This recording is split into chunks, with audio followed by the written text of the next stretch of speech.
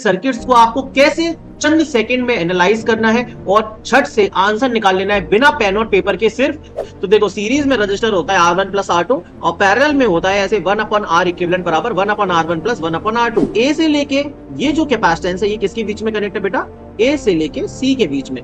तो एक कैपेसिटेंस आ गया।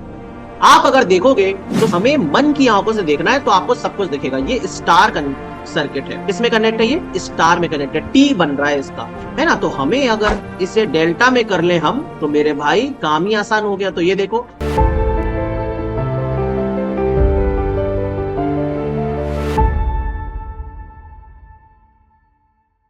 हेलो दोस्तों, क्या हालचाल दोस्तों। आज की वीडियो ना एकदम कॉन्सेप्ट से भरी होने वाली है। आज मैं एक बहुत ही बढ़िया कॉन्सेप्ट आप लोगों को बताने वाला हूं। नेटवर्क थ्योरी में काफी सारे क्वेश्चंस रेजिस्टेंस कैलकुलेट करने के आते हैं, इक्विवेलेंट रेजिस्टेंस निकालने के आते हैं। तो कॉम्प्लेक्स टाइप के सर्किट्स को आपको कैसे चंद सेकंड में एनालाइज करना है और झट से आंसर निकाल लेना है बिना पेन और पेपर के, सिर्फ केवल देख के विजुअली। तो दोस्तों आज वो पूरा का पूरा कॉन्सेप्ट मैं आपको इस वीडियो में सिखाऊंगा। अलग अलग टाइप के सर्किट हम लेंगे इक्विवेलेंट रेजिस्टेंस को निकालने के लिए, ठीक है दोस्तों। मेरा नाम है Rishabh Agrawal. I have 8+ years of teaching experience. इसके साथ ही मैंने काफी सारे एग्जामिनेशंस क्लियर किए हैं और करेंटली मैं अभी एमपीपीजीसीएल एई के पोस्ट पर वर्क कर रहा हूं। इसके साथ ही SSC JE, MPPGCL JE, KVS and MP sub engineer में मैंने सिलेक्शन लिया है, ठीक है। तो एक और चीज, आपको अगर लेटेस्ट पेपर्स डाउनलोड करने हैं तो आप मेरे ऐप इंजीनियरिंग इनोवेशन को प्ले स्टोर से डाउनलोड कर सकते हैं। यहां पर आपको ये सारे के सारे एग्जाम्स के फ्री ऑफ कॉस्ट पेपर मिल जाएंगे। आप इनको डाउनलोड करके अपने मोबाइल में सेव कर सकते हैं और इनको किसी भी एग्जामिनेशन के लिए तैयार कर सकते हैं, लेटेस्ट पेपर्स को, ठीक है। इनसे बहुत ज्यादा हेल्प मिलेगी आपको लेटेस्ट पैटर्न समझने के लिए, ठीक है। चलिए, इसके साथ ही आपके प्रैक्टिस के लिए मेरे द्वारा all India mock test series चलाई जा रही है। अभी तक 8 मॉक टेस्ट हो चुके हैं जिनको आप मेरे ऐप पर जाके सिर्फ ₹1 में दे सकते हैं। 9th मॉक टेस्ट आपके लिए अभी लाइव टेस्ट है। ये वेडनेसडे की शाम 6 बजे तक लाइव रहेगा, तो जल्दी कीजिए, इस मॉक टेस्ट को जरूर दीजिए दोस्तों। आपको एग्जामिनेशन में बहुत ज्यादा हेल्प मिलेगी अगर आप इस टेस्ट सीरीज को रेगुलरली फॉलो करते हैं तो, ठीक है। Let's start. देखिए दोस्तों, सीरीज और पैरेलल मतलब क्या होता है कि सबसे पहले हमें वो जो इक्विवेलेंट रेजिस्टेंस का कांसेप्ट है अगर वो समझना है तो उसके लिए हमें रेजिस्टेंस का सीरीज और पैरेलल का फॉर्मूला पता होना चाहिए। आई थिंक आपको मालूम भी होगा। तो देखो, सीरीज में रजिस्टर होता है R1 प्लस R2 और पैरेलल में होता है ऐसे 1 अपॉन R इक्विवेलेंट बराबर 1 upon R1 plus 1 upon R2। अगर दो रेजिस्टेंस है तो हम इसको एक और तरीके से लिख सकते हैं, R1 into R2 upon R1 plus R2, ऐसे भी लिख सकते हैं। यही अगर कैपेसिटेंस की बात करें तो रेजिस्टेंस का जस्ट उल्टा होता है। जैसा रेजिस्टेंस पैरेलल में है वैसा कैपेसिटेंस सीरीज में हो जाता है। तो देखिए, सीरीज कैपेसिटर होता है इस तरीके से 1 upon C1 plus 1 upon C2 plus 1 upon C3। ये 1 अपॉन टोटल कैपेसिटेंस है। और अगर दो दे रखे हैं तो 1 upon C1 plus 1 upon C2 या फिर C1 C2 upon C1 plus C2। और अगर रेजिस्टेंस का जो सीरीज कनेक्शन है वो कैपेसिटेंस के लिए पैरेलल बन जाता है, तो पैरेलल में कैपेसिटेंस डायरेक्टली ऐड हो जाते हैं। समझ गए? चलिए, एक ये कन्वर्जन और है डेल्टा टू स्टार और स्टार टू डेल्टा। आप वीडियो को पॉज करके इसको भी जरूर अच्छे से रिवाइज कर लीजिएगा, ठीक है। चलिए देखिए दोस्तों, सबसे पहला क्वेश्चन, ये सबसे सिंपल टाइप का चीज है। इसमें बोला है हमें इक्विवेलेंट रेजिस्टेंस निकालना है X1 और X2 के बीच में। कैसे एनालाइज करते हैं? देखिए, ये X1 है तो ये जो नोड है ये भी X1 होगा। आप देखिए, इस रास्ते को फॉलो करेंगे आप, कोई भी रेजिस्टेंस बीच में नहीं आ रहा है तो ये नोड भी हमारा X1 ही हो जाएगा। बात समझ में आई? अब देखिए, ये X2 है तो ये पॉइंट भी X2 ही होगा। और कोई भी अगर रेजिस्टेंस बीच में नहीं आया मेरे दोस्त तो फिर देखिए ये वाला पॉइंट भी आपका X2 ही होगा। अब आपको बस इसे ध्यान से एक बार देखना है और अपने मन में उतार लेना है। क्या? देखो, X1 से लेके X2 के बीच में एक रास्ता, फिर X1 से लेके X2 के बीच में एक और रास्ता, फिर X1 से लेके X2 के बीच में एक और रास्ता। तो आपको करना क्या होता है? आपको एक X1 बनाना होता है, आपको X2 बनाना होता है और X1 से लेके X2 के बीच में 3 रास्ते अवेलेबल है। अब उन तीनों की तीनों रास्तों को कैसे बनाओगे आप? देखो, एक रास्ता ये हो गया, एक रास्ता ये हो गया और एक रास्ता ये हो गया। तो क्या अभी हम X1 और X2 के बीच में 3 रास्ते दिख रहे हैं? बिल्कुल दिख रहे हैं सर, 3 रास्ते। तीनों की तीनों जो वैल्यूज है वो 6 ओम है। तो R इक्विवेलेंट कितना आ गया दोस्तों? 6/3 बोले तो 2 ओम। तीनों के तीनों पैरेलल में है तो आंसर आ गया सीधा सीधा 2 ओम। Easy question. अब इस क्वेश्चन को देखिए, इसको देखिए कैसे करेंगे। देखने में बिल्कुल पहले जैसा लग रहा है लेकिन एक्चुअली में है नहीं। क्यों? देखिए, यहां पर A है, तो ये भी ए होगा, और अगर कोई भी रेजिस्टेंस बीच में ना आए तो ये भी देखिए ए ही होगा। यहां पर बी है तो ये भी बी ही होगा, लेकिन मेरे दोस्त यहां पर बीच में एक रेजिस्टेंस आ जा रहा है, इसीलिए इस पॉइंट को हम लोग सी कह देंगे। क्या कह देंगे? सी। आपको जो रेजिस्टेंस निकालना है वो ए और बी के बीच में निकालना है, तो आप सबसे पहले क्या करेंगे, ए को लिख लेंगे इधर और बी को लिख लेंगे इधर। जिनके बीच में निकालना होता है उनको एक्सट्रीम एंड्स पे लिखते हैं, और जितने भी एक्स्ट्रा पॉइंट आते हैं उनको बीच में बना लेते हैं। जैसे एक पॉइंट सी एक्स्ट्रा है तो मैं सी बीच में बना लूंगा।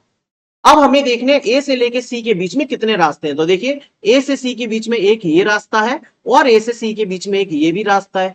दो रास्ते हैं तो दो रास्ते बना लो। ए से सी के बीच में एक हो गया और दूसरा हो गया, दोनों की वैल्यू है आर। लेकिन अब देखिए, अब और क्या बचा, कितने रेजिस्टेंस बचे? देखो, एक रेजिस्टेंस ये बचा। ये किसके बीच में है दोस्तों? ए और बी के बीच में। तो ए और बी कहां है? ये ए है, ये बी है, इनके बीच में एक रेजिस्टेंस आ जाएगा।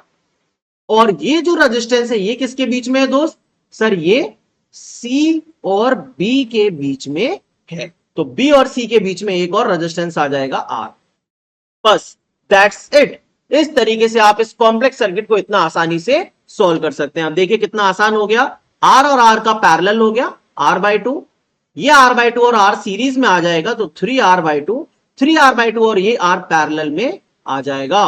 तो कितना आ गया? 3r/2 into R upon 3r/2 plus R. तो ये बनेगा 3r² upon 2 into 2 upon 4r। 2 से 2 कटा, r से r कटा, ये बना 3r अपॉन 4। कहीं गलती की? अच्छा, 3r plus 2r, sorry 5r आएगा, ये 5r आएगा, माफ करिए। 3r प्लस 2r 5r हो गया ना, तो यहां पे आ जाएगा 3r अपॉन 5। मतलब आंसर आ गया आपका ए। इतना आसानी से आप कर सकते हो। एक और क्वेश्चन देखिए, ये कैपेसिटेंस का है। अब ये और नेक्स्ट लेवल है। तो देखो, यहां पर ए है तो यहां भी ए होगा। क्या इस वाले पॉइंट को भी ए लिख सकते हैं? जी नहीं, क्योंकि बीच में कैपेसिटेंस आ रहा है, तो इसको आप मान लीजिए सी। यहां पर बी है तो ये भी बी होगा, लेकिन क्या इसको बी लिखा जा सकता है? नहीं, क्योंकि बीच में कैपेसिटेंस है आपका ये वाला, तो इसको मान लीजिए डी। अब 4 पॉइंट्स हो गए, तो इनको चारों पॉइंट्स को देखो, ए को इधर, बी को इधर बना दो।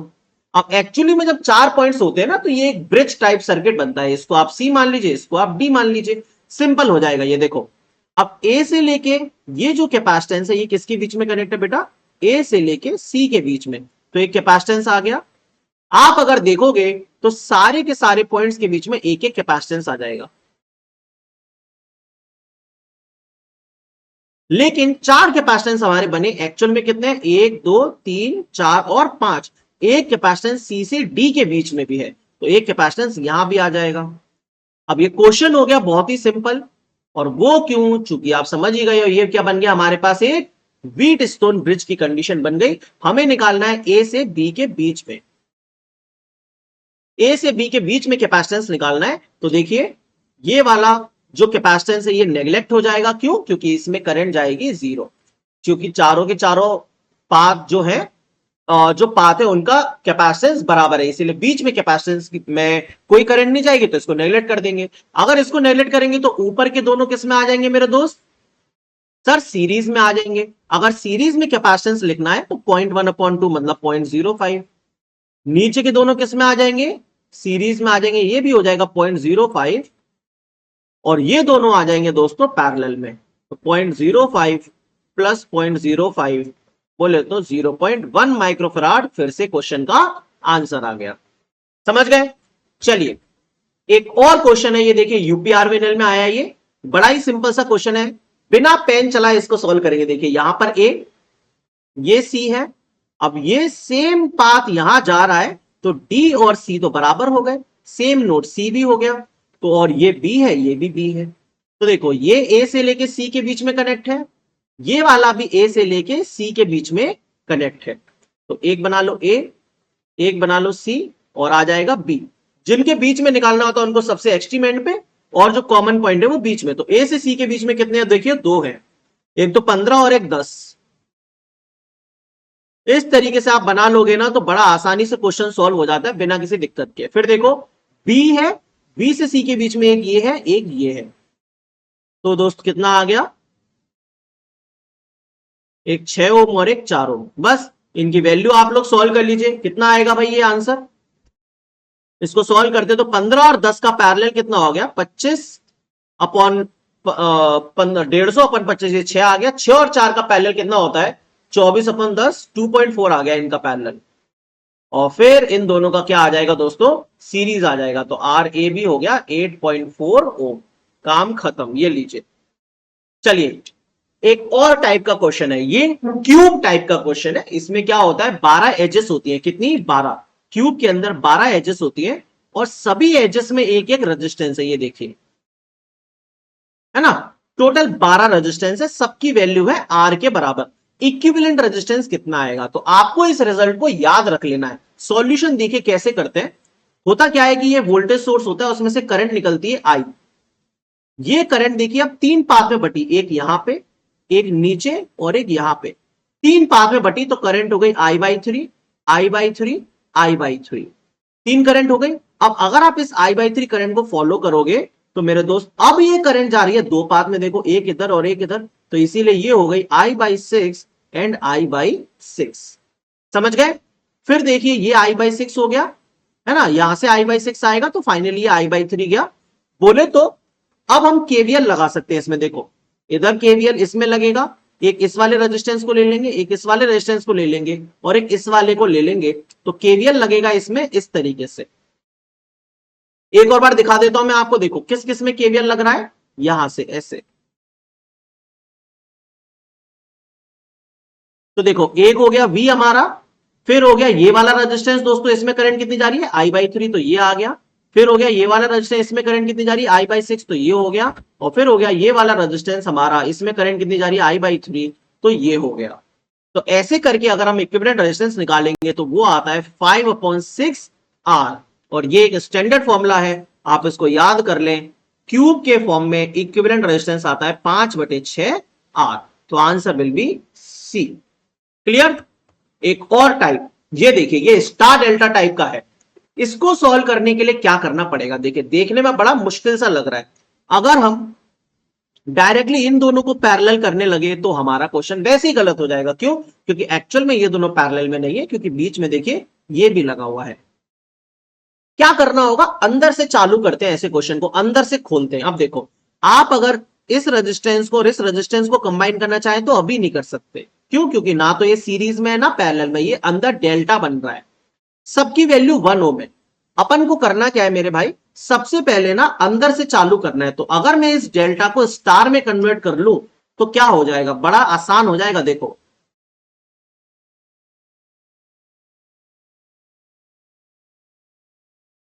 देखो डेल्टा को स्टार में कन्वर्ट करते हैं तो रेजिस्टेंस 3 गुना कम हो जाता है ना।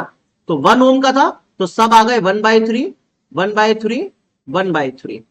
और ये जो है ये 1 ओम का है, तो अब मुझे बताओ ये 1/3 और ये 1,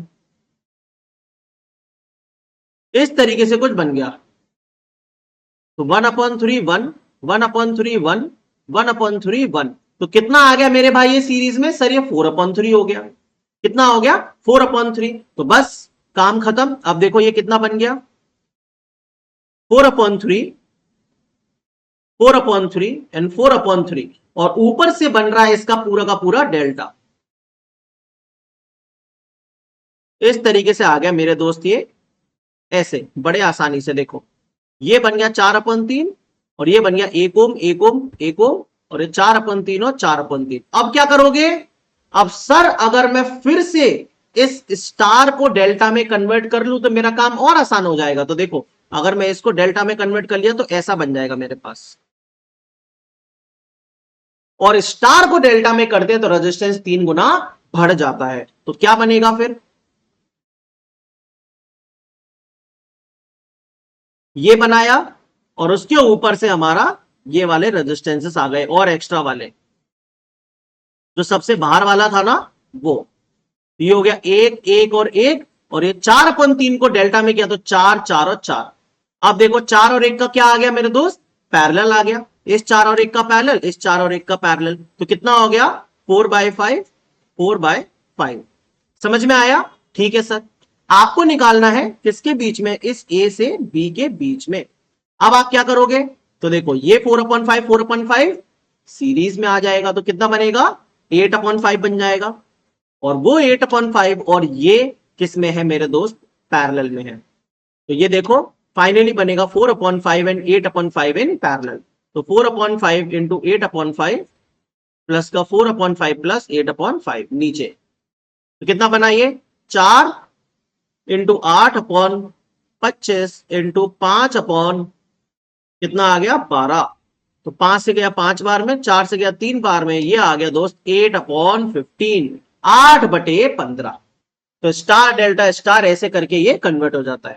एक और क्वेश्चन है, देखो अब इस क्वेश्चन सॉरी, इस क्वेश्चन में देखिए दोस्त, आपको कुछ भी नहीं एक्स्ट्रा समझ में आ रहा कि भाई कैसे करिए, 18 ओम 6 ओम और 6 ओम को कुछ भी नहीं समझ में आ रहा। तो आप क्या कर सकते हैं, देखिए ये आपको 6 ओम 6 ओम 6 ओम दिख रहा है ना, बस हमें मन की आंखों से देखना है तो आपको सब कुछ दिखेगा। ये स्टार सर्किट है, किसमें कनेक्ट है, ये स्टार में कनेक्ट है, टी बन रहा है इसका, है ना। तो हमें अगर इसे डेल्टा में कर ले हम, तो मेरे भाई काम ही आसान हो गया। तो ये देखो स्टार को डेल्टा में करते तो 3 गुना बढ़ेगा, ये 18, ये 18 और ये 18। अब बताओ ये 18 और 18 किस में आ गए, पैरेलल में आ गए, तो कितना बन गया, 9। तो अब देखो एक हो गया 18, ये हो गया 9, ये हो गया 18, और इसके पैरेलल में एक और ये 18 था, 18 18 9 और ये 18। तो ये 18 18 कितना हो गया मेरे भाई, ये भी हो गया 9, फिर ये 9 9 18 हो जाएगा, 18 18 9 हो जाएगा। तो इसका आंसर आ जाएगा फाइनली 9 ओम। देखिए ये 9 और ये 9 18 हो गया, फिर वो 18 और ये 18 पैरेलल में आ गया, तो अगेन 9 ओम। इस तरीके से आपके सारे के सारे कॉन्सेप्ट थे। अब मैं चाहता हूं कि आप लोग इस वाले क्वेश्चन को, क्वेश्चन नंबर 1 और इस वाले क्वेश्चन को, क्वेश्चन नंबर 2, इन दोनों क्वेश्चंस को अभी के अभी कॉपी पेन निकालो और सॉल्व करो, और इनका आंसर कमेंट करके सभी बच्चों को बताना है जो भी ये वीडियो देख रहे हैं। मैं चाहता हूं आप लोग अच्छे से इनको सॉल्व करें। ये स्टार डेल्टा कन्वर्जन वाला क्वेश्चन है, ABCD ऑप्शन बताइएगा, और ये भी आपको मैंने आज सिखाया है, ठीक है। चलिए मिलता हूं नेक्स्ट वीडियो में, और कोई भी जो भी आपको टॉपिक चाहिए होगा वो बता दीजिएगा। जो मैंने आपको पेपर्स बताए थे फ्री, वो मेरे ऐप पर मिल जाएंगे, इसको डाउनलोड कर लीजिए, इंजीनियरिंग इनोवेशन ये रहा। और इसके अलावा आप मेरे टेलीग्राम चैनल से जुड़ जाइए मेरे सारे अपडेट्स के लिए, ऋषभ अग्रवाल डबल, ठीक है। थैंक यू दोस्तों, लाइक कर दीजिएगा वीडियो को, और कॉमेंट में अपने भी टॉपिक्स आपको कोई वीडियो चाहिए हो तो बता दीजिएगा। Thank you.